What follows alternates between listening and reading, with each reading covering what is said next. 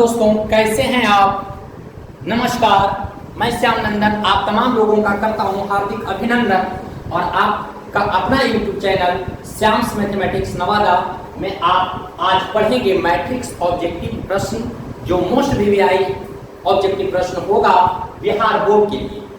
बंधु, ये मैट्रिक्स का जैसा कि आपको पता होनी चाहिए, मैट्रिक्स अलजेब्रा डिटर्मिनेंट से रिलेटेड लगभग 15 से 20 नंबर का प्रश्न पूछे जाते हैं और बहुत ही आसान चैप्टर ये है, बहुत आसान ये टॉपिक है।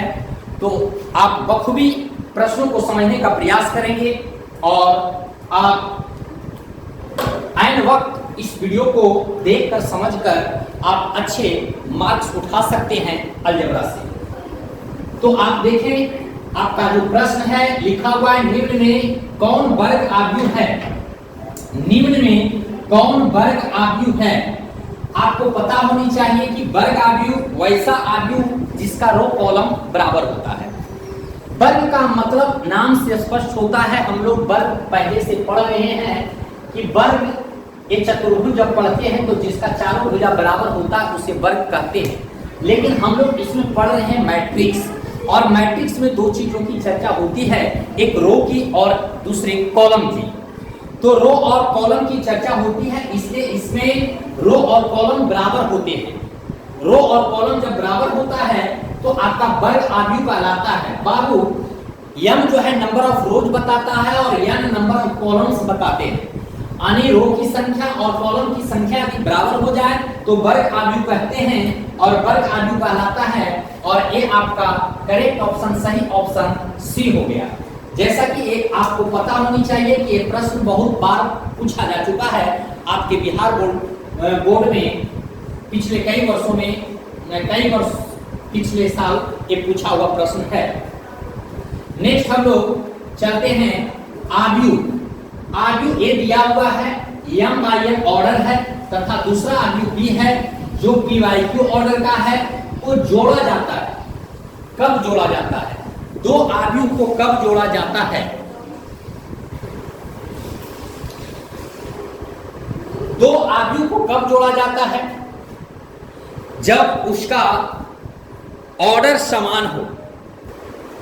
ऑर्डर समान होने पर दो आव्यूह को हम लोग जोड़ते हैं। बाबू, ऑर्डर समान होनी चाहिए, कोटि उसकी समान होनी चाहिए। मान लो ये आपका m by n ऑर्डर का है, p by q ऑर्डर का है। ये दोनों ऑर्डर समान होगा तभी हम दो आव्यूह को जोड़ और घटा सकते हैं।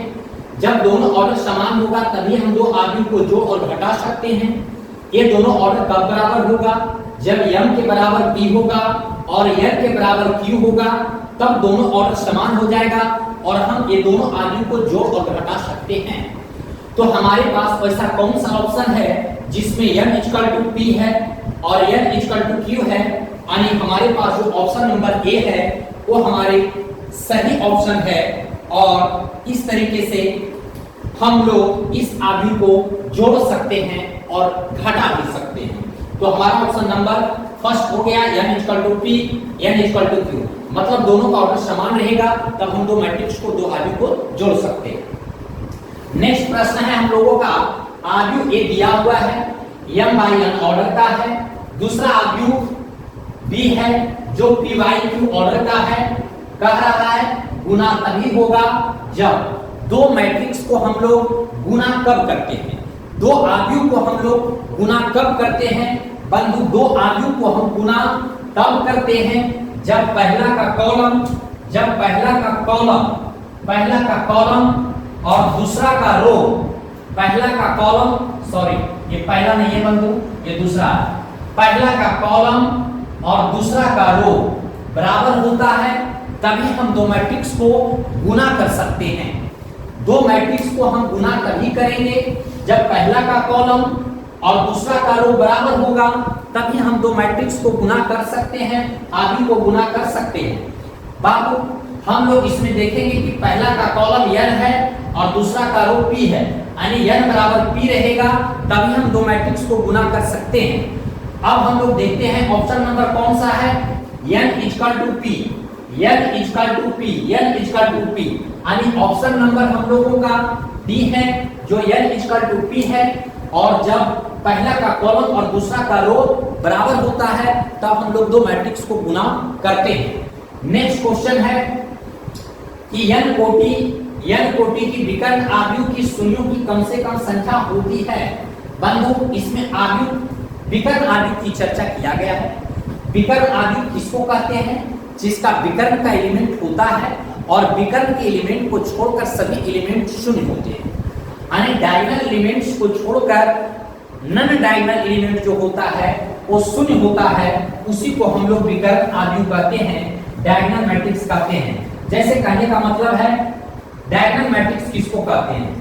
1 0 0 0 1 या 2 दे दीजिए 0 0 0 3, ये आपका बाबू विकर्ण है, ये डायगोनल है, ये डायगोनल है। ये विकर्ण को, ये डायगोनल, इसको हम लोग डायगोनल मैट्रिक्स यानी विकर्ण आव्यूह कहते हैं। विकर्ण आव्यूह क्या होता है? जिसका विकर्ण हो और विकर्ण को छोड़कर सभी एलिमेंट शून्य हो। मतलब कंडीशन ये है कि विकर्ण को छोड़कर सभी एलिमेंट शून्य होना ही चाहिए। साथ ही साथ ये भी कंडीशन है कि विकर्ण का एलिमेंट शून्य हो भी सकता है और नहीं भी हो सकता है, लेकिन इसमें विकर्ण को छोड़कर सभी एलिमेंट क्या होगा? शून्य होगा। तो इसमें कहा है कि मिनिमम कम से कम शून्यों की संख्या कितनी होगी बाबू? तो कम से कम अगर हम विकर्ण को छोड़ देते हैं, डायगोनल को छोड़ देते हैं, तो इसमें कम से कम शून्यों की संख्या अगर 3 ऑर्डर का है तो 3 3 6 शून्य होगा। 3 ऑर्डर का है तो 3 3 6 शून्य होगा, कम से कम 6 शून्य से कम नहीं हो सकता है। यदि हम लोग 2 ऑर्डर का लेते हैं, 2 ऑर्डर का लेते हैं, मान लेते हैं ऐसा लेते हैं 1 0 3 सॉरी ये 0 3 2 कुछ भी ले लीजिए, आपका ये विकर्ण है, ये क्या है? विकर्ण है, यानी इसको विकर्ण मैट्रिक्स कहते हैं, डायगोनल मैट्रिक्स कहते हैं। इसमें कम से कम 2 शून्य होगा, इसमें कम से कम 2 शून्य होगा, 2 से कम नहीं हो सकता है, ज्यादा हो सकता है। लेकिन हमारे पास जो प्रश्न है कह रहा है शून्यों की कम से कम संख्या कितनी हो सकती है, तो इसमें 2 शून्य से कम नहीं हो सकता है। 2 ऑर्डर का है, ये 3 ऑर्डर वाला है, इसमें 6 शून्य से कम नहीं हो सकता है। तो अगर इस पैटर्न को बखूबी समझने का प्रयास करें, हम लोग भी अगर इसके बारे में सोचें, तो ये मैटर निकल करके आता है n स्क्वायर माइनस n, जहां n क्या है? ऑर्डर की संख्या, ऑर्डर की संख्या यानी कोटि की संख्या। अब समझ सकते हैं कि ये फार्मूला हम लोगों के लिए विकर्ण आव्यूह में कम से कम शून्यों की संख्या निकालने के लिए ये फार्मूला अप्लाई करते हैं, n स्क्वायर माइनस n, जहां n क्या है? आव्यूह की कोटि की संख्या। अब हम लोग इसको चेक कर लेते हैं, जांच कर लेते हैं कि सही है या नहीं। मान लेते हैं ये 3 ऑर्डर का है, 3 ऑर्डर का है, 3 ऑर्डर, 3 रो 3 कॉलम, इसलिए 3 ऑर्डर 3 कोटि का है। इसमें शून्यों की संख्या कितना है? मिनिमम 6 है। अब इस पर देख लेते हैं बाबू, यहाँ लिखा हुआ n स्क्वायर माइनस n, जहां n कोटि की संख्या है। अगर हम इसमें 3 कोटि है तो 3 का स्क्वायर माइनस 3, तो कितना हो जाएगा? 9 माइनस 3 इक्वल टू 6, यानी 6 शून्य होगा। इसमें 6 शून्य आ रहा है। अगर इसमें हम लोग चेक करते हैं, 2 ऑर्डर में चेक करते हैं, होता क्या है? n square minus n, n square minus n, जहां n क्या है? आव्यूह की कोटि की संख्या। तो n कितना? इसमें कोटि क्या है? इस आव्यूह का कोटि क्या है? 2 है, तो 2 का स्क्वायर माइनस 2, 2 दूना 4 माइनस 2 2, यानी देख रहे हैं 2 ऑर्डर में, 2 ऑर्डर वाला मैट्रिक्स में 2 शून्य मिनिमम हुआ, 3 ऑर्डर वाला में 6 शून्य मिनिमम होगा, जैसा कि हम लोग देख भी रहे हैं। तो इस तरीके से जितना भी ऑर्डर का रहे और उसमें पूछा जाए कि इसमें इस विकर्ण आव्यूह में शून्यों की कम से कम संख्या, मिनिमम संख्या क्या होगी, तो इसका है बाबू n square minus n, n square minus n इसका शून्यों की संख्या होगी। नेक्स्ट क्वेश्चन है हम लोगों का बहुत लाजवाब क्वेश्चन है, इंपॉर्टेंट भी है। वैसा आव्यूह जिसमें n इक्वल टू n, मतलब रो कॉलम बराबर हो, रो की संख्या और कॉलम की संख्या बराबर हो, यानी आपका ऑर्डर बराबर हो, तथा क्या कह रहा है? aij इक्वल टू 1, aij जो होगा 1 होगा, जहां i इक्वल टू j हो तो कैसा होगा? आप बंधु यहाँ पे समझने का प्रयास करेंगे, यहाँ पे आप समझने का प्रयास करेंगे क्या कि इस टाइप, किस टाइप का एक हो सकता है? इस टाइप का होगा। देख लीजिए, आव्यूह है, ये आपका 1 1 होता है, a 1 2 होता है, a 2 1 होता है, a 2 2 होता है, ऐसा होता है। मतलब हम लोग मैट्रिक्स में क्या देखते हैं? रो कॉलम, इसमें 2 रो 2 कॉलम है, यानी m और रो, इसका ऑर्डर कोटि बराबर है। स्क्वायर मैट्रिक्स है, इसको स्क्वायर मैट्रिक्स है, रो की संख्या और कॉलम की संख्या बराबर हो गया। अब ये क्या कह रहा है कि ए आई जे 1 होगा जहां आई जे इक्वल होगा। तो आई जे जो इक्वल वाला मैटर है वो आपका डायगोनल है ना, ये वाला है, ये वाला है। देखिए आई जे इक्वल है मतलब जो आई है वही जे है, यानी ए आई के पोजीशन वाला 1 है तो जे के पोजीशन वाला भी 1 है, यानी 1 1 है, 2 2 है, 3 3 4 4। तो ये जो एलिमेंट है बाबू वो 1 है, ये जो एलिमेंट है वो क्या है 1 है, मतलब ऐसा है 1 है 0 है 0 है 1 है 1 1 1 1 है, ए 1 1 है कह रहा है वैसा जो जिसमें n तथा ए आई जे 1 जहां आई जे हो तो एक कैसा अवयव होगा, एक कैसा अवयव होगा, एक कैसा अवयव होगा वैसा अवयव जिसमें n तथा ए आई 1 जहां i j हो तो एक कैसा अवयव होगा बाबू। ये जो है आपका इकाई अवयव होगा और अदिश अवयव होगा, इकाई अवयव भी होगा और अदिश अवयव। इकाई क्यों होगा? जिसका विकर्ण एक हो, डायगोनल एक हो उसको इकाई अवयव कहते हैं, और जिसका विकर्ण समान हो उसको अदिश अवयव कहते हैं। तो ये समान भी है इसलिए अदिश हो गया, 1 है इसलिए इकाई हो गया, तो इसको हम इकाई अवयव कहते हैं। ये पार्टिकुलर इकाई अवयव है, लेकिन हमारे पास ऑप्शन क्या है ए तथा सी दोनों, यानी ए तथा सी का मतलब ए अदिश अवयव है और सी इकाई अवयव है। जब ऑप्शन दोनों दे दिया जाए तब ये आपका ए तथा सी दोनों होगा, यानी अदिश अवयव और इकाई अवयव दोनों होगा। लेकिन अगर अदिश अवयव इसमें नहीं रहता ऑप्शन में तो हमारे पास सिर्फ आंसर अदिश अवयव, सॉरी इकाई अवयव होता, क्योंकि विकर्ण एक है, एक का मतलब इकाई। जब विकर्ण एक हो और विकर्ण को छोड़कर सभी अवयव शून्य हो तो उसको हम लोग क्या कहते हैं, यूनिट मैट्रिक्स कहते हैं, आइडेंटिटी मैट्रिक्स कहते हैं, जिसको हिंदी में इकाई अवयव कहते हैं। तो ये हमारे पास सही ऑप्शन क्या होगा, डी। नेक्स्ट है कहता है यदि एक कोई n कोटि का वर्ग अवयव हो, n कोटि का वर्ग अवयव, n कोटि का वर्ग अवयव का मतलब होता है कि रो और कॉलम की संख्या बराबर है।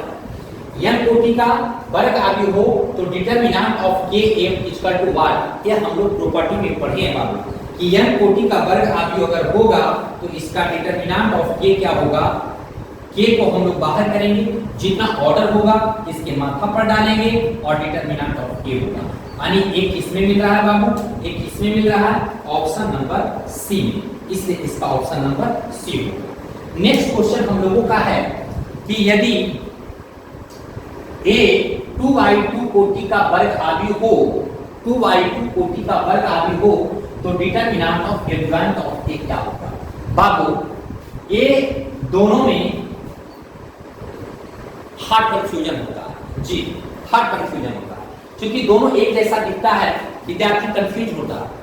इसलिए वैसा मैटर जहां पे कंफ्यूजन होता है मैं उस पॉइंट पर विशेष फोकस करता हूं और बच्चों को ध्यान आकृष्ट करता हूं। इसी टाइप का हमें भी कंफ्यूजन होता है और जबरदस्त बहुत दिनों तक हमारे पास कंफ्यूजन रहा अलीगंज और कादिरगंज। कादिरगंज बोलता था तो कभी हम अलीगंज समझ आते थे और अलीगंज बोलता था तो हम कादिरगंज समझ आते थे, एकदम बिल्कुल हार्ड कंफ्यूजन बाबू। ठीक उसी प्रकार से इसमें आपको कंफ्यूजन रहेगा, मैं बता रहा हूँ, फिर भी आप कंफ्यूज हो जाएंगे एग्जामिनेशन हॉल में, लेकिन फिर भी आप आपको भी ध्यान दीजिए, कंसंट्रेट कीजिए माइंड में, बिल्कुल क्लियर हो जाएगा, कॉन्सेप्ट को समझिए। दोनों n कोटि का है, ये भी आपका n कोटि का है, जब 2/2 ऑर्डर का है मतलब ये भी स्क्वायर मैट्रिक्स है, ये भी आपका सेम ऑर्डर का n कोटि का होगा, वर्ग अवयव होगा, और ये भी आपका वर्ग अवयव है। n कोटि का मतलब है कि वर्ग अवयव ही है। अंतर कहाँ है बच्चों, डिटरमिनेंट ऑफ k कोई नॉन जीरो क्वांटिटी होगा और उसका डिटरमिनेंट कहेगा, जब इसमें डिटरमिनेंट रहेगा एडजॉइंट का। दोनों का प्रॉपर्टी है, दोनों प्रॉपर्टी याद करने योग्य है, दोनों प्रॉपर्टी हम लोग डिटेल में थ्योरी में पढ़ते हैं। इसका क्या होता है, ए नॉन जीरो क्वांटिटी को बाहर कीजिए, जितना ऑर्डर होता है वो ऑर्डर को रखिए, डिटरमिनेंट ऑफ ए रखिए, ये हो गया। इसमें क्या करना है कि इसमें डिटरमिनेंट ऑफ ए, इसमें जो होगा बाबू डिटरमिनेंट ऑफ ए होगा, लेकिन जितना कोटि का रहेगा, जितना कोटि का रहेगा उसमें एक माइनस कर देते हैं, जितना कोटि का रहेगा उसमें एक माइनस कर देते हैं, तो 2 कोटि का है, एक माइनस हो जाएगा, तो डिटरमिनेंट ऑफ ए बचेगा, डिटरमिनेंट ऑफ ए बचेगा, इसलिए इसका ऑप्शन नंबर सी होगा। बाबू जब यहाँ पर 2 कोटि था तो 2 माइनस 1 किए, 1 बचा तभी हो गया। अगर 3 ऑर्डर का रहता तो 3 माइनस 1 करते, n ऑर्डर का रहता तो n माइनस 1 करते। विद्यार्थी क्या होता है कि कभी कभी क्वेश्चन को बारीकी से टू द पॉइंट नहीं पढ़ने के कारण वो अकबकाहट में रहता, बौखलाहट में रहता, वो दिखता है वैसा पढ़ा हुआ रहता है, अकबका कर करके कभी कभी मान देगा फट, तो उसका आंसर गिर जाता है फट। क्यों? क्योंकि यहाँ n माइनस 1 है, यहाँ n ऑर्डर आता तो हमारा ऑप्शन ये होगा, यदि यहाँ पे 2/2 की जगह n ऑर्डर भी रहता तो n ऑर्डर आता तो हमारे पास डिटरमिनेंट ऑफ n माइनस 1 होता, लेकिन हमारे पास यहाँ n ऑर्डर नहीं है, यहाँ 2 दिया हुआ है। तो हमारा कॉन्सेप्ट प्रॉपर्टी क्या है कि जितना ऑर्डर होता है उसमें से एक माइनस कर देते हैं। इसलिए बाबू एग्जामिनेशन में क्वेश्चन को टू द पॉइंट पढ़िए, A to Z क्वेश्चन को पढ़िए, बौखलाहट से बचिए, लुटा नहीं रहा, कोई सरकारी माल नहीं कि आदमी लूट ले जा रहा, आपके पास भरपूर मात्रा में समय होगा, इत्मीनान से क्वेश्चन को पढ़ें। 50 क्वेश्चन ऑब्जेक्टिव होता है, अगर 1 मिनट उस पर ध्यान दीजिएगा तो 50 मिनट और आपके पास वक्त मिलता है, प्रॉपरली वक्त मिलता है, इसलिए हड़बड़ाहट नहीं, सावधानी हटेगी दुर्घटना घट जाएगी, इसलिए बिल्कुल सावधानी पूर्वक क्वेश्चन को पढ़िए। मैं विद्यार्थी को समझाता हूँ, बताता हूँ, एग्जामिनेशन में विद्यार्थी का माइंड कंसंट्रेट नहीं हो पाता, उसको फर्स्ट एग्जाम देना होता है, बौखलाहट होता है, जैसे क्वेश्चन टच करता है अकबका कर करके बढ़िया से नहीं पढ़ता है, गलत मार देता है। इसलिए हड़बड़ाने की जरूरत नहीं है, आराम से बनाएंगे। 2 ऑर्डर है, ऑर्डर में 1 माइनस करते हैं, 2 माइनस 1 ये होगा ना कि ये होगा, ये कब होता जब यहाँ पे n ऑर्डर होता तब, इसलिए इसका option number C. Next question है, 2 विकर्ण आव्यूह का गुणनफल होता है अदिश, सदिश, इकाई, विकर्ण। आप एग्जांपल से समझ सकते हैं, 2 विकर्ण आव्यूह मान लेते हैं 1 0 0 2, ये आपका विकर्ण आव्यूह है, ये क्या है विकर्ण आव्यूह है, ए इसको मान लेते हैं ए है, दूसरा आप बी ले लीजिए, कुछ भी ले सकते हैं, 3 0 0 2 ले लीजिए। विकर्ण का मतलब विकर्ण आव्यूह किसको कहते हैं, जिसका विकर्ण हो और विकर्ण के छोड़कर सभी एलिमेंट शून्य हो, उसी को हम लोग डायगोनल मैट्रिक्स करते हैं, विकर्ण आव्यूह करते हैं। कह रहा है कि 2 विकर्ण आव्यूह का गुणनफल होता है, तो 2 विकर्ण आव्यूह का गुणनफल क्या होता है देख लेते हैं, हम करके देख लेते हैं। दिक्कत क्या है, दिक्कत किस बात की है, ये 1 0 0 2 है बाबू, और ये आपका 3 0 0 2 है, इसको हम लोग मल्टीप्लाई करेंगे तो करते हैं मल्टीप्लाई क्या, इसका रो को इसके कॉलम के साथ करते हैं और गुना करके लिखते हैं। इसका फर्स्ट गुना कीजिएगा 3 होगा, सेकंड गुना कीजिएगा 0 होगा, इसमें आ जाएंगे, इसका फर्स्ट 0 होगा, इसका सेकंड प्लस 0 होगा, इस तरीके से हम लोग लिखते हैं। दूसरा में जाएंगे, इसका फर्स्ट से करेंगे तो 0 होगा, इसका सेकंड से करेंगे मल्टीप्लाई तो 0 होगा, प्लस दे करके लिख लीजिए। अब इसमें दूसरा में देख लीजिए, इसका फर्स्ट मल्टीप्लाई कीजिएगा तो 0 होगा, अब प्लस इसका मल्टीप्लाई कीजिएगा तो 2 दूना 4 4 होगा। अब इसको क्या करते हैं हम लोग, इसको जोड़ देते हैं, तब बाबू ये 3 होगा, 0 होगा, 0 होगा, 4 होगा। बताइए कि 2 विकर्ण आव्यूह का गुणनफल, 2 विकर्ण आव्यूह का गुणनफल क्या विकर्ण आव्यूह हो रहा है, 2 विकर्ण आव्यूह का गुणनफल विकर्ण आव्यूह होता है, ये भी डायगोनल मैट्रिक्स है, विकर्ण आव्यूह है, 2 विकर्ण आव्यूह का गुणनफल विकर्ण आव्यूह, इसलिए हमारे पास जो ऑप्शन होगा वो ऑप्शन नंबर डी होगा, यानी 2 विकर्ण आव्यूह का गुणनफल विकर्ण आव्यूह होगा। नेक्स्ट क्वेश्चन हम लोगों का है, ए इनवर्स का ट्रांसपोज, प्रॉपर्टी है ए इनवर्स का ट्रांसपोज बराबर होता है ए का ट्रांसपोज का इनवर्स, ए का ट्रांसपोज का इनवर्स, ये तीसरी प्रॉपर्टी है। बंधु जब आप इनवर्स का ट्रांसपोज करेंगे, हम लोगों को ऐसा पढ़ना है और हम लोग साबित करते हैं, जब नोटबुक बनाते हैं तो हम लोग ऐसा साबित करते हैं कि ए इनवर्स का ट्रांसपोज, ए का ट्रांसपोज का इनवर्स, यानी इसके बराबर कौन होगा, ऑप्शन नंबर ए होगा। एक इनवर्स का ट्रांसपोज इक्वल टू ए का ट्रांसपोज का इनवर्स बराबर होता है, इसलिए ऑप्शन नंबर 9 का ए हो जाएगा। नेक्स्ट है ए प्लस बी का ट्रांसपोज, प्रॉपर्टी है, दिस इज प्रॉपर्टी, सारा प्रॉपर्टी है। हम लोग प्रॉपर्टी से ऑब्जेक्टिव में ज्यादा प्रश्न आता है, वो बहुत प्रॉपर्टी वाला दे देता है, इसलिए बखूबी हम लोग ध्यान रखेंगे, समझने का प्रयास करेंगे। ए प्लस बी का ट्रांसपोज क्या होता है? ए प्लस बी का ट्रांसपोज, ए का ट्रांसपोज प्लस बी का ट्रांसपोज, ये सब नहीं होता है बंधु। ए प्लस बी का ट्रांसपोज हम लोग पढ़े हैं प्रॉपर्टी में, ए का ट्रांसपोज प्लस बी का ट्रांसपोज, तो ऑप्शन नंबर इसका क्या होगा? डी हो जाएगा। नेक्स्ट है ए बी का ट्रांसपोज, ए बी देखिए प्लस में और इंटू में बंधु फर्क है, प्लस और इंटू में फर्क है, प्लस वाला में जैसे है वैसा ही रखा जाता है, जबकि जो इंटू वाला में होता है, गुना वाला में होता है, वो उलट जाता है, चेंज हो जाता है।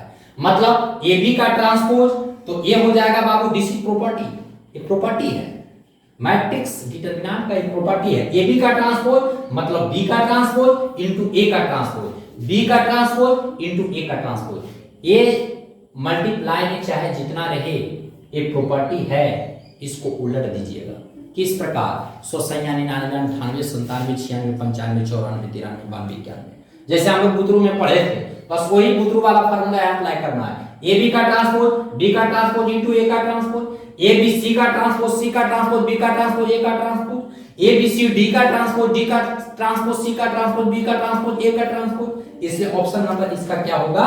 सी होगा। ऑप्शन नंबर सी, बी का ट्रांसपोज इनटू ए का ट्रांसपोज। आगे सिंगुलर मैट्रिक्स आप व्युत्क्रमणीय आप होता है। Singular matrix determinant of A's equal to 0, non singular determinant of A's not equal to 0। Singular है तो determinant of A's equal to 0, non है तो नहीं 0, है तो 0, नहीं है तो नहीं 0। This is very clear concept. Singular matrix आप व्युत्क्रमणीय आप इंग्लिश वाला देख लीजिएगा, सिंगुलर तो determinant of A's equal to 0, singular तो determinant of A's equal to 0, this is property, ये प्रॉपर्टी है बंधु। Singular matrix determinant of A's equal to 0, non singular matrix determinant of A's not equal to 0। जब singular रहे यानी आप व्युत्क्रमणीय तो determinant of A's equal to 0 होगा, जब नॉन सिंगुलर व्युत्क्रमणीय आप रहेगा, नॉन सिंगुलर तो determinant of A's not equal to 0। ध्यान दीजिएगा, दोनों में कंफ्यूजन होता है, सावधानी से समझने का प्रयास करेंगे बंधु।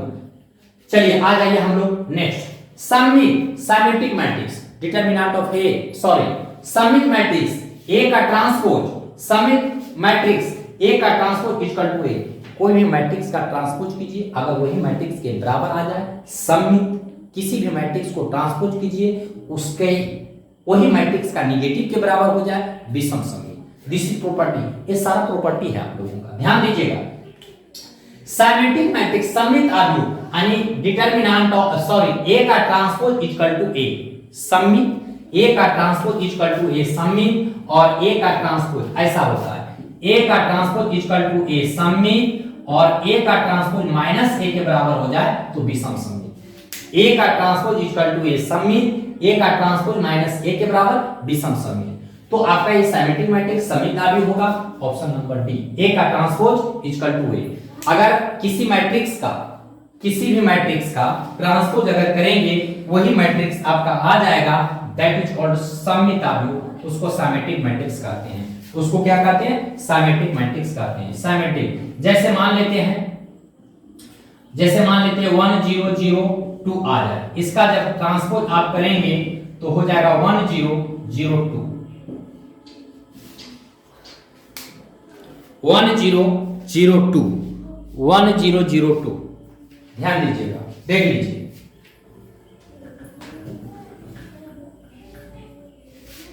समित क्या होता है? मान लेते हैं कोई मैट्रिक्स आपका ए रहा, कोई भी मैट्रिक्स आपका इस टाइप का रहेगा, 1 0 और 0 3 ले लेते हैं। जब इसका ट्रांसपोज करोगे, ट्रांसपोज का मतलब क्या होता है? पलटा पलटी कार्यक्रम, पलट दीजिए, सूता ले जगा दीजिए, जगह ले सूता दीजिए, दैट इज कॉल्ड ट्रांसपोज। यही हम लोग पढ़े हैं ना, तो ये रो को कॉलम में बदल दीजिएगा, दैट इज कॉल्ड ट्रांसपोज। तो क्या होगा ये बाबू? ये हो जाएगा 1 0 0 3। देख लीजिए, इसका ट्रांसपोज किए तो हुबहू यही आ गया ना, दैट इज कॉल्ड सिमेट्रिक। इसी को समित आव्यूह कहते हैं।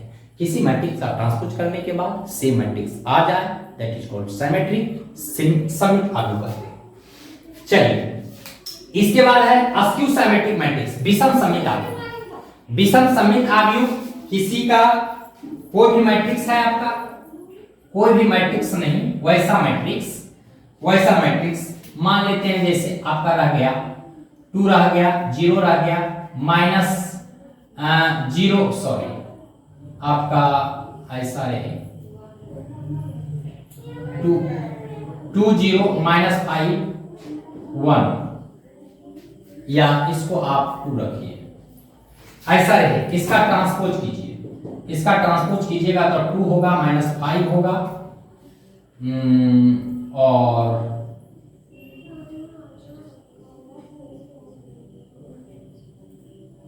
ये आपका 0 होगा, ये आप -5 दे सकते हैं। इसका ट्रांसपोज कीजिएगा तो 2 0 होगा और 0 -5 होगा। इसका 2 0 0 -5 इस तरीके से। तो आपका ये आपका अस्क्यू सिमेट्रिक मैट्रिक्स होना चाहिए, यानी मैट्रिक्स वैसा मैट्रिक्स जिसका ट्रांसपोज करें तो ए के बराबर हो जाए, वैसा मैट्रिक्स जिसका ट्रांसपोज करें तो ए के बराबर हो जाए, वैसे मैट्रिक्स को हम लोग क्या कहते हैं, विषम समित आव्यूह कहते हैं। क्या कहते हैं? विषम समित आव्यूह कहते हैं। तो इसमें ऑप्शन नंबर जो होगा, इसमें ऑप्शन नंबर ए होगा, यानी ए का ट्रांसपोज -ए। इसके बाद हम लोग देखते हैं 16 पंक्ति रूपांतरण के लिए निम्न में कौन एक सत्य है। पंक्ति रूपांतरण जिसको रो ट्रांसफॉर्मेशन कहते हैं। पंक्ति रूपांतरण में क्या होता है, रो की बात होती है, इसमें रो कॉलम की चर्चा नहीं होती है, रो की चर्चा होगी और कॉलम की चर्चा होगी। इसमें क्या है, इसमें रो कॉलम दे दिया है, पंक्ति रूपांतरण का एक गुण नहीं है। रो की बात है, बिल्कुल होगा, रो कॉलम नहीं होगा, नन नहीं। आपका ऑप्शन नंबर जो होगा बी होगा। यानी पंक्ति रूपांतरण में क्या है कि R1 को R2 की जगह आप क्या कर सकते हैं, रूपांतरण कर सकते हैं, ट्रांसफर कर सकते हैं। रो ट्रांसफॉर्मेशन, R1 की जगह R2 और R2 की जगह R1 के एलिमेंट को हम लोग रख सकते हैं। पंक्ति रूपांतरण के रूल होता है और इस क्रम में हमें मैट्रिक्स का वैल्यू में चेंजिंग नहीं होता है। तो इस तरीके से इसका ऑप्शन नंबर बी होगा। नेक्स्ट क्वेश्चन है बंधु, नेक्स्ट क्वेश्चन आपका है कि a = 30 पे पावर 4 तो निम्न में कौन सा हो, यही है ना। तो यहाँ पे हम लोग ध्यान देंगे बाबू, इसका भी एक फार्मूला है, गुण है कि ऐसा है। यदि आपका a = ऐसा है, ऐसा हम लोग पढ़े, चूंकि a पर पावर n तब होता है a पर पावर n 0 a पर पावर n, ऐसा होगा। मतलब ये हम लोगों के लिए एक कॉन्सेप्ट है, a 0 0 इस टाइप का n रहे तो जो a आपका है a पर पावर n a बाकी 0 होगा, ठीक है। तो यदि इस फार्मूले के हिसाब से हम लोग देखते हैं तो इस कांस्टेंट नॉन जीरो क्वांटिटी पर हम लोग क्या करते हैं, इस पर पावर डाल देंगे तो -3 पे पावर 4, तो 3 चौक 3 की 9 की 81 और 4 पावर है इसलिए क्या होगा, प्लस होगा। 4 पावर है इसलिए क्या होगा, प्लस होगा। 81 0 81, यानी इसके हिसाब से हम लोगों का ऑप्शन नंबर जो होगा वो कौन सा होगा, सी होगा। नेक्स्ट है आपका ये दिया हुआ है, 20 दिया हुआ है, कितना बराबर क्या होगा। हम लोग सॉल्यूशन कर लेते हैं, इसका सॉल्यूशन कर लेते हैं। होता क्या है देख लीजिए, इसको जब गुना कीजिएगा बाबू तो मैट्रिक्स है, मैट्रिक्स का हर एक एलिमेंट का मल्टीप्लिकेशन होता है हर एक एलिमेंट के साथ। तो ये आपका हो जाएगा cos स्क्वायर थीटा, ये हो जाएगा sin theta into cos theta, ये हो जाएगा sin थीटा cos थीटा, और ये हो जाएगा आपका cos स्क्वायर थीटा। प्लस जब इसको आप मल्टीप्लाई करेंगे तो ये बाबू हो जाएगा sin स्क्वायर थीटा, ये हो जाएगा sin स्क्वायर थीटा, माइनस हो जाएगा sin theta into cos theta, ये हो जाएगा आपका sin थीटा cos थीटा, और ये हो जाएगा आपका sin स्क्वायर थीटा। जब दोनों को आप ऐड करेंगे जब दोनों को ऐड करेंगे तो cos square theta plus sin square theta दोनों को ऐड कीजिएगा तो 1 हो जाएगा। ये sin theta into cos theta और minus sin theta cos theta तो ये 0 हो जाएगा। ये minus sin theta cos theta plus sin theta cos theta 0 हो जाएगा। cos square theta plus sin square theta 1 होगा। ऑप्शन नंबर किस में मिल रहा है बाबू? इसको क्या कहेंगे? आइडेंटिटी मैट्रिक्स कहेंगे, क्योंकि इसका विकर्ण 1 है, विकर्ण को छोड़कर सभी एलिमेंट क्या है? शून्य है, इसलिए आइडेंटिटी होगा। कितना ऑर्डर का है? 2 ऑर्डर का है, इसलिए आप ये 2 देंगे। किसमें मिल रहा है? ऑप्शन नंबर ए में मिल रहा है। ऑप्शन नंबर ए में मिल रहा है। नेक्स्ट है कि आप यू ए इतना दिया हुआ है तो a इंटू ए डैश बराबर 12, a इंटू ए डैश बराबर 12। बाबू ये जो भी है आपका दिया हुआ है, ये दिया हुआ है आपका a दिया हुआ है, a है आपका 1 है 2 है 3 है, तो a डैश क्या हो जाएगा? 1 होगा 2 होगा 3 होगा। और a इंटू ए डैश इसको मल्टीप्लाई कीजिए, a इंटू ए डैश कीजिएगा तब a क्या है आपका 1 है 2 है 3 है, और इसको मल्टीप्लाई कर दीजिए 1 2 3 से मल्टीप्लाई कर दीजिए तब क्या होगा? इसका रो इसका कॉलम के साथ मल्टीप्लाई कीजिए, इसका पहला 1 प्लस इसका दूसरा 2 2 4 प्लस इसका तीसरा 3 3 9 बस हो गया, मल्टीप्लाई हो गया। मतलब a into A dash multiply करना है, इसको ऐड कर दीजिए 9 4 13 1 14। ऑप्शन नंबर किस में मैच कर रहा है? डी। इसका करेक्ट ऑप्शन डी, मल्टीप्लाई करना है। अब हम लोग नेक्स्ट देखेंगे find the value of x and y। x और y का वैल्यू निकालना है, मान निकालना है।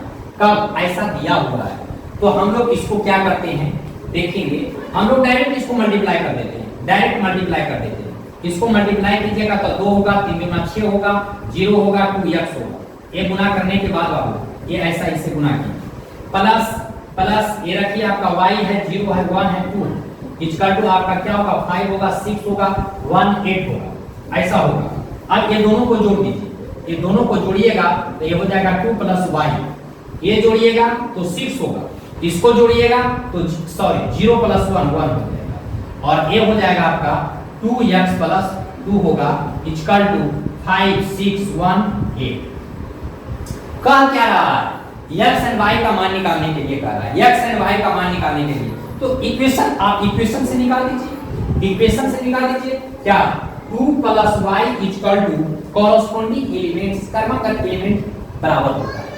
बराबर आव्यूह में क्या होता है? कॉरस्पॉन्डिंग एलिमेंट्स इक्वल होता है। तो 2 प्लस y ये फर्स्ट एलिमेंट है, इसका फर्स्ट के बराबर होगा, यानी क्या हो जाएगा? ये 5 हो जाएगा। तो इससे हम लोग क्या निकाल लेंगे? इससे हम लोग निकाल लेंगे y इक्वल टू उधर चला जाएगा 5 माइनस 2 तो आपका 3 हो जाएगा। y का वैल्यू निकल गया। अब हम लोग क्या करेंगे? x का मान निकालेंगे। x का मान किससे निकाल लेते हैं? इससे निकाल लेते हैं, क्योंकि इसमें x इक्वेशन यही बना रहा है। तो क्या होगा?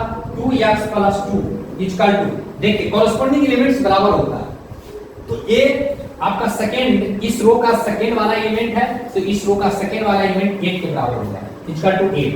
तब क्या होगा? 2x उधर जाएगा तो 6 हो जाएगा, 2 दिया 6 यानी x इक्वल टू क्या होगा? 3। यानी x और y दोनों का वैल्यू 3 आया, x और y दोनों का वैल्यू 3 आया, दोनों का वैल्यू x 3 और y 3 किसमें? ऑप्शन नंबर सी में मैच कर रहा है, ऑप्शन नंबर सी में मैच कर रहा है। इस तरीके से हम लोग नेक्स्ट क्वेश्चन हम लोगों का है 20 इंटू 20 इक्वल टू 20 को x का मान निकालें। यहाँ x का मान निकालना है, किसका मान निकालना है? x का मान निकालना है। तो x का मान निकालने के लिए हम लोग क्या करेंगे? इसको मल्टीप्लाई करते हैं, देख लीजिए कैसे मल्टीप्लाई होगा, यहाँ पर समझ लीजिए। एक आप मल्टीप्लाई करेंगे बाबू, इसको मल्टीप्लाई इससे कीजिएगा तो इसका पहला एलिमेंट क्या होगा? 3x होगा और दूसरा प्लस 4 होगा। चलिए इसमें आ जाइए तो इसका आपका क्या होगा? 2x होगा प्लस x होगा और इक्वल टू क्या होगा? 19 होगा और ये 15 होगा। अब इसमें से आपको किसका वैल्यू निकालना है? x का वैल्यू निकालना है। तब आपका ये क्या हो जाएगा? x का जब निकालेंगे तो 2x plus x 3x equal to हम लोग 15 कर सकते हैं, 3 5 15 यानी x equal to 5, option number किस में मिल रहा है? ये में मिल रहा है। इसको भी अगर लेकर के चलेंगे तो वही 5 ही आंसर आएगा। देख लीजिए ये आपका 3x है, इसको इधर दीजिएगा तो 19 माइनस 4 हो जाएगा, 19 माइनस 4, ये आपका 3x प्लस 4 है, 19 है, तो आपका 3x इक्वल टू कितना होगा 15, 3 × 6 15 यानी x equal to 5, option number 5 है। समझ रहे हैं ना, आपको भी समझ रहे होंगे। तो इस तरीके से 21 नंबर हो। ये सब जो क्वेश्चन है बाबू इंपॉर्टेंट है, टू द पॉइंट है, एग्जामिनेशन के दृष्टिकोण वाला है, एग्जामिनेशन से मिलता जुलता है, ऑब्जेक्टिव है। आप बना लिए होंगे, बुतरू जैसा दिखता होगा, बात अलग है। कोई भारी भरकम 2-4 क्विंटल वाला क्वेश्चन नहीं रहता है एग्जामिनेशन में, प्रैक्टिस का अभाव होता है, कमी होता है, कॉन्सेप्ट में कंफ्यूजन होता है, बस उस मैटर को हम लोग क्लियर कर रहे हैं। हम लोग का 22 नंबर वाला क्वेश्चन है, 22 नंबर का है, ए डैश दिया हुआ है, बी दिया हुआ है, तो कहा a + 2b का डैश निकालिए यानी ट्रांसपोज निकालिए। बाबू हमें ए पता नहीं है, ए डैश दिया हुआ है, इतना का मान का रहा निकालने के लिए प्रॉपर्टी से हम लोग जानते हैं कि अगर ए डैश को डैश किया जाए, ए डैश को पुनः ट्रांसपोज किया जाए तो ए के बराबर हो जाता है। हम लोग ऐसा पढ़े हैं मैट्रिक्स में, ठीक उसी फार्मूला प्रॉपर्टी का इस्तेमाल करेंगे। ए डैश हम लोगों के पास है, ए डैश दिया हुआ है, ए का ट्रांसपोज कर देंगे, इसका ट्रांसपोज कर देंगे यानी -2 3 1 2, इसका ट्रांसपोज कर देंगे तो हमारे पास आ जाएगा -2 3 1 2 और ए के बराबर हो जाएगा। क्या हो जाएगा बाबू? ए के बराबर हो जाएगा, यानी हमको ए पता हो गया, ए पता हो गया।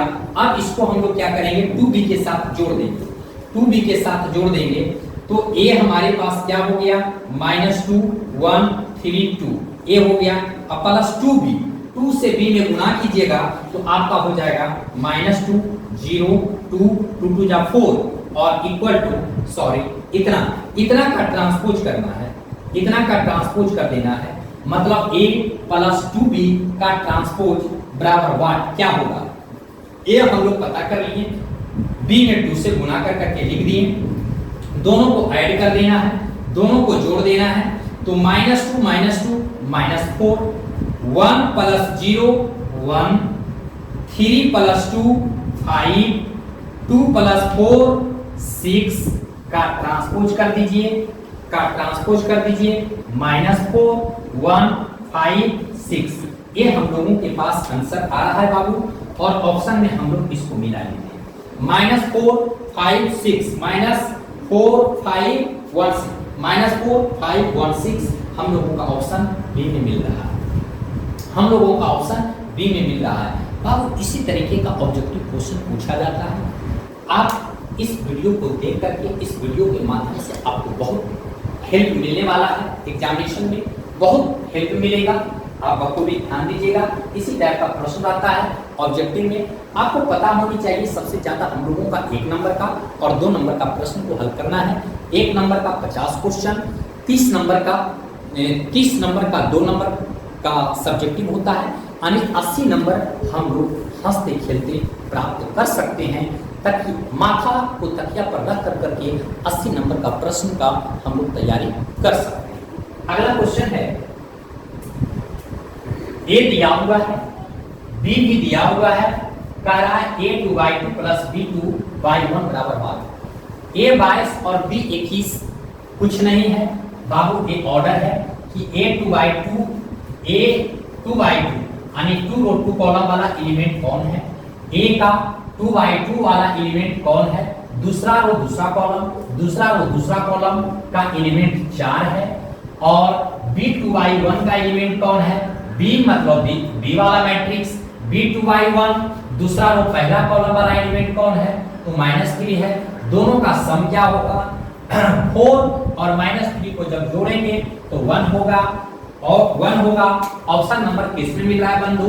ऑप्शन नंबर आपका ए में मिल रहा है, ए में मिल रहा है। तो इस तरीके से हम लोग आगे सफर कर रहे हैं।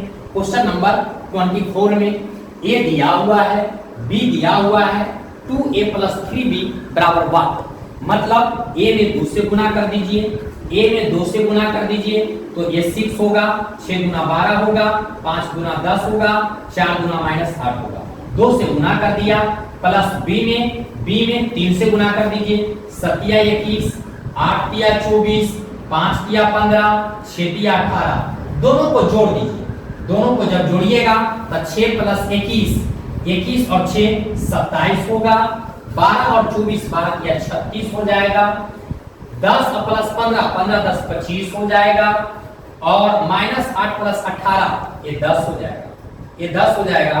और इस तरीके से हमारा ऑप्शन किसमें मिल रहा है, 27 36 27 36 25 10, 27 36 25 10 हमारा ऑप्शन नंबर सी में मिल रहा है, ऑप्शन नंबर सी में मिल रहा है।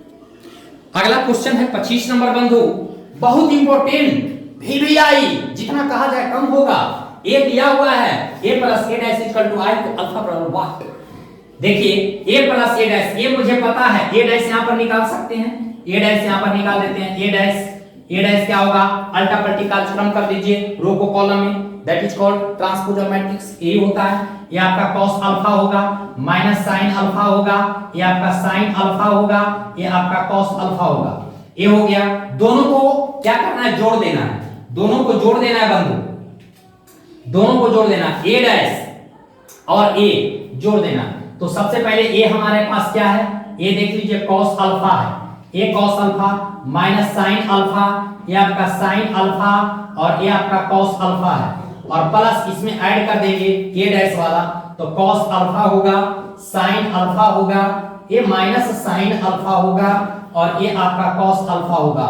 और i का मतलब होता है आइडेंटिटी मैट्रिक्स, दो ऑर्डर का मैट्रिक्स है तो i भी दो ऑर्डर का लेंगे, यानी 1 0 1 0 0 1 ऐसा होगा। जब इसको हम लोग ऐड करेंगे, देख लीजिए cos alpha 2 cos alpha 2 cos alpha minus sin alpha plus sin alpha खचाक 0, sin alpha minus sin alpha खचाक 0, cos alpha plus cos alpha 2 cos alpha 2 cos alpha equal to 1 0 0 1। देखिए हमें अल्फा का मान निकालना है, हमारे पास एक डायगोनल वाला एलिमेंट बचा है, उसी को लेकर करके हम अल्फा का वैल्यू फाइंड करेंगे, बाकी दोनों जीरो है। तो यहाँ पर हम लोग क्या करेंगे, आप यहाँ पर देख सकते हैं, इसको थोड़ा सा मैं मिटाता हूँ, इसको थोड़ा सा मैं मिटाता हूँ, यहाँ पे देख लीजिए। अब यहाँ पे कह रहा है, यहाँ पे क्या कह रहा है, अल्फा का मान निकालना है, तो 2 cos अल्फा इक्वल, इसका पहला एलिमेंट इसका पहला 1 के बराबर, therefore cos alpha equal to 1/2। तो आप cos alpha equal to 1/2, cos कितना का वैल्यू 1/2 होता है, cos 60 1/2 होता है। तो यहाँ पे आप लिख सकते हैं cos alpha equal to cos 60, 3 छक 18, cos 60 3 छक 18, हाँ तो cos 60 cos 60 sin 0 sin 30 1/2 cos 60, cos से cos चला गया तो अल्फा इक्वल टू 1/3, यानी alpha equal to 1/3 this answer होगा। और ऑप्शन नंबर बाबू ये बी हो जाएगा, ऑप्शन नंबर बी होगा π/3, क्योंकि π/3 का वैल्यू होगा ना, तो cos से cos खत्म अल्फा π/3, हाँ अल्फा इक्वल टू π/3, ये π/3 है, ये π/3, ये ऑप्शन नंबर इस तरीके से। सारे चैप्टर का इंपॉर्टेंट क्वेश्चन ऑब्जेक्टिव बहुत गहन अध्ययन करने के बाद क्वेश्चन बैंक से इंपॉर्टेंट क्वेश्चन एनसीईआरटी को लेकर करके आप लोगों के लिए मैं बखूबी मेहनत कर रहा हूं। 1 नंबर का प्रश्न 2 नंबर का प्रश्न का स्टैंडर्ड सेम होता है, यदि आप इसको अच्छी तरह से समझ लेते हैं, बना लेते हैं, 1 नंबर का क्लियर 2 नंबर का क्लियर, आप तकिया लगा करके इस वीडियो को देख सकते हैं, मैथ्स को समझ सकते हैं। यदि आप पढ़े हुए हैं तो, नहीं पढ़े हुए हैं थोड़ा सा हाथ पैर चलाइए, जब तक आप हाथ पैर नहीं चलाएंगे काम चलने वाला नहीं है। देख लीजिए लाइफ बन जाएगा, नंबर्स का पिटारा आपके पॉकेट में आ जाएगा। तो इस तरीके से हम लोग इसी क्वेश्चन के साथ हम लोग यहाँ पे इस वीडियो को एंड करते हैं, और साथ ही साथ ये आपका बहुत हेल्पफुल वीडियो है। तो सारे वीडियो को आपको देखने के लिए हमारे YouTube चैनल या आपका अपना YouTube channel Shyam's mathematics, 2 channel है, श्याम्स मैथमेटिक्स नवादा बिहार बोर्ड के लिए, CBSE श्याम्स मैथमेटिक्स CBSE के लिए, दोनों चैनल हैं। CBSE वाला में CBSE डाला जाता है, बिहार बोर्ड वाला में बिहार बोर्ड डाला जाता है। तो आप इस चैनल को सब्सक्राइब करें, दोस्तों के पास शेयर करें, लाइक करें, और इस तरीके से अपने परफॉर्मेंस को बनाने के लिए इस हमारे चैनल से आप हमेशा लगे रहें। Thank you, most welcome.